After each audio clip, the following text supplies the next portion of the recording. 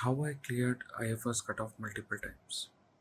IFS cutoff, ये सुनते ही दिमाग में आता है कि लग जाइए। मेरे साथ फनी पार्ट ये था कि मैंने ये कट ऑफ बार बार क्रॉस किया, लग साथ दिया, और रीज़न सिंपल है उसका।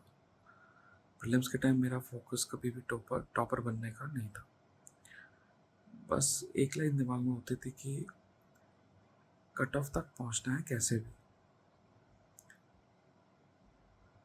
ये थॉट ही प्रेशर हाफ कर देता है। इसलिए मैं रेकलेस अटेम्प्ट से भी बचता था।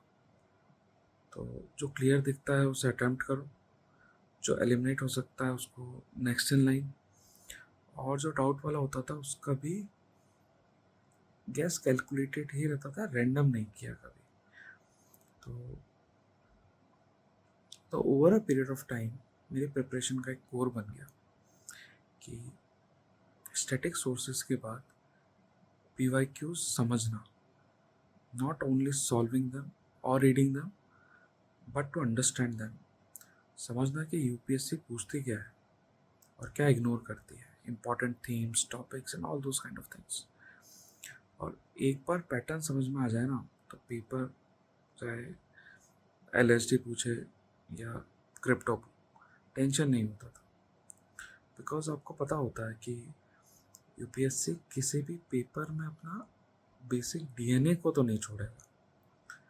मैं स्टैटिक का ओशन नहीं पढ़ता था, स्टैटिक इज़ वेरी लार्ज।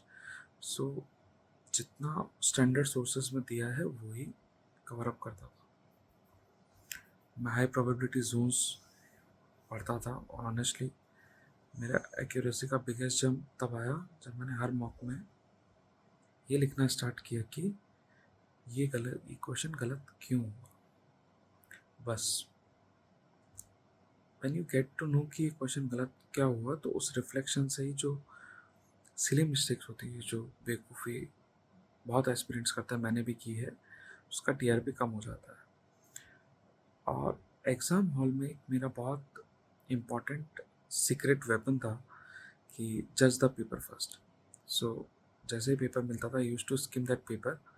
अगर पेपर इजी लग रहा है तो अटैम्प्ट्स बढ़ा दो, अगर टफ है तो अटैम्प्ट्स कंट्रोल करो। तो this adaptability help me actually.